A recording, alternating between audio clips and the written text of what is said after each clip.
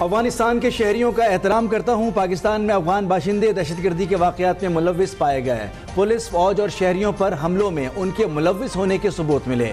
قومی سلامتی کے معاملے پر سمجھوتا نہیں کر سکتے. غیر قانونی مقیم لوگوں کو اپنے ملک واپس جانا پڑے گا. نگراں وزیر اعظم انوار الحق کاکڑ کی بلوچستان کے طلبہ سے گفتگو. کہا ہمارے دشمن ایک ہیں، ہمارے اندر تفریق نہیں ہونی چاہیے.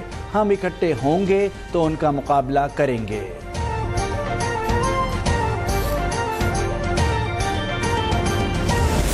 آئین کو ہم خود توڑواتے ہیں، اس کے اوپر مہر لگاتے ہیں اور پھر اس کے بعد پارلیمنٹ ٹوٹتی ہے تو کہنے کہ بالکل ٹھیک ہوا ہے. وزیر اعظم کو جیل ڈالتے ہیں، بالکل ٹھیک ہوا ہے جی. بیٹے سے تنخواہ نہ لی، اس کو نکال دیا، بالکل صحیح کیا جی. آئین ٹوٹتا ہے تو ججز آئین شکن کو ہار پہناتے ہیں. پارلیمنٹ ٹوٹتی ہے تو کہتے ہیں کہ ٹھیک ہوا. کہا گیا کہ نواز جیل سے باہر آیا تو ہماری 2 سال کی محنت ضائع ہو جائے گی. قوم کو بتایا جائے کہ وہ محنت کیا تھی. مسلم لیگ نون کے قائد نواز شریف کا پارلیمانی بورڈ اجلاس سے خطاب. کہا 2017 میں پاکستان ترقی کی راہ پر گامزن تھا، لیکن RTS بند کر کے ہماری حکومت ختم کی گئی.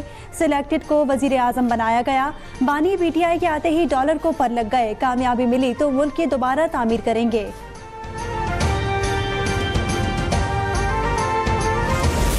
تربیت کیا جاتا ہے باقی سیاسی جماعتوں میں، پرانے سیاست سے، پرانے سیاستدانوں کا یہ جو تربیت کیا جاتا ہے کہ آپ میرے ہی ہو تو آپ اچھے ہو، ورنہ تم فلاں جماعت سے تعلق رکھتے ہو تو غدار ہو، فلاں جماعت سے تعلق رکھتے ہو تو کفر ہو. تو اس طریقے سے ہم یہ ملک نہیں چلا سکتے.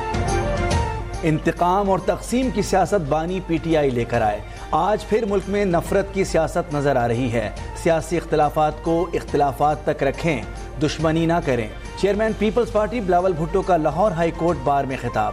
کہا کہ پرانی سیاست سے ملک نہیں چلے گا، مسائل حل نہیں ہوں گے. گالی کی سیاست کا خاتمہ کرنا ہوگا. روایتی سیاست کو دفن کریں اور ملک کو نئی سمت میں لے کر جائیں. ہماری 2 نسلیں انصاف کے لیے آئیں. اب امید ہے کہ قائد عوام ذوالفقار علی بھٹو کو انصاف ملے گا. جس لیول پلینگ فیلڈ سے تحریک انصاف اقتدار میں آئی تھی، آج بھی وہی حالات ہیں. آج جو ظلم، ناانصافی ہو رہی ہے، اس کا حساب کون دے گا؟ سابق وزیر اعظم شاہد خاقان عباسی کا سوال. احتساب عدالت اسلام آباد کے باہر میڈیا سے گفتگو میں کہا، الیکشن لڑ رہا ہوں، نہ ہی نون لیگ چھوڑی ہے. نواز شریف سے کوئی رابطہ کیا، نہ انہیں رابطہ کرنے کی ضرورت ہے. ملک میں انتخابی عمل کا باقاعدہ آغاز ہو گیا. الیکشن کمیشن نے کاغذات نامزدگی کی وصولی شروع کر دی. الیکشن کمیشن کے سامنے ڈیسک قائم. ایک امیدوار 5 کاغذات نامزدگی حاصل کر سکتا ہے. بینک اکاؤنٹ اور اثاثوں میں تفصیل جمع کرانا ہوگی. الیکشن کمیشن کے مطابق فارم کل سے 22 دسمبر تک جمع کرائے جا سکیں گے. جانچ پڑتال 24 سے 23 دسمبر تک ہوگی. اعتراضات 3 جنوری تک دائر کیے جا سکیں گے. کاغذات نامزدگی کے خلاف اپیل 10 جنوری تک سنی جائے گی. امیدواروں کی نظر ثانی فہرست 11 جنوری کو جاری کی جائے گی. 13 جنوری کو انتخابی نشان الاٹ کیے جائیں گے.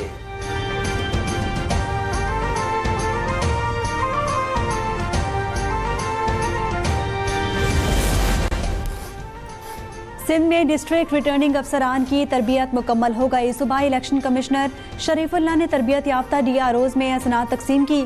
کہا کہ آزادانہ، منصفانہ اور غیر جانبدارانہ انتخابات کے لیے پرعزم ہیں.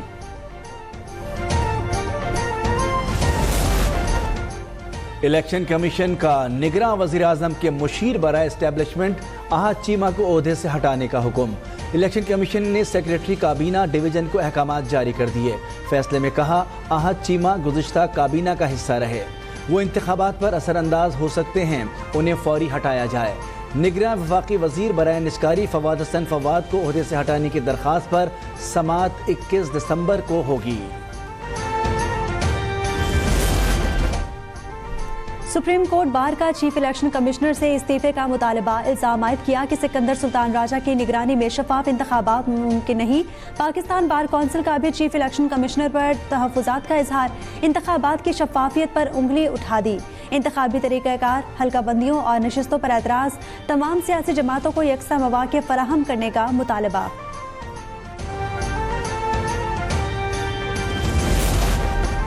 سپریم کورٹ نے انتخابات میں تاخیر کرنے کی ایک اور درخواست مسترد کر دی. انتخابی حلقہ بندی پر اعتراضات اٹھائے گئے تھے.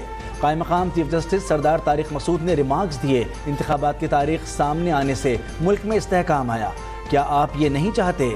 جسٹس منصور علی شاہ نے کہا کہ الیکشن کسی صورت ڈیریل نہیں ہونے دیں گے.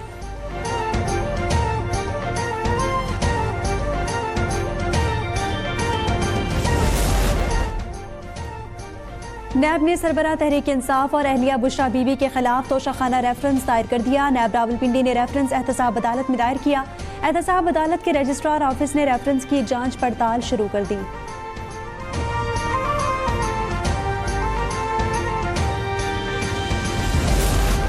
توہین الیکشن کمیشن کیس میں سربراہ تحریک انصاف اور فواد چودھری پر آج بھی فرد جرم عائد نہ ہو سکی. سماعت 27 دسمبر تک ملتوی. فواد چودھری نے جیل میں اوپن ٹرائل کی درخواست بھی دائر کر دی. موقف اپنایا کہ لوکل اور انٹرنیشنل میڈیا کے بغیر ٹرائل قابل اعتراض ہے. میڈیا کو جیل ٹرائل کور کرنے کی اجازت دینے کی استدعا.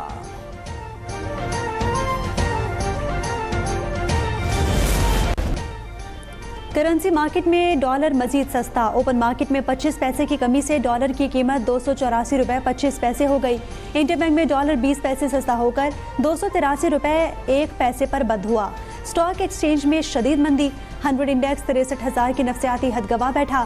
مارکیٹ 2,371 پوائنٹس کی کمی سے 62,833 پر بند.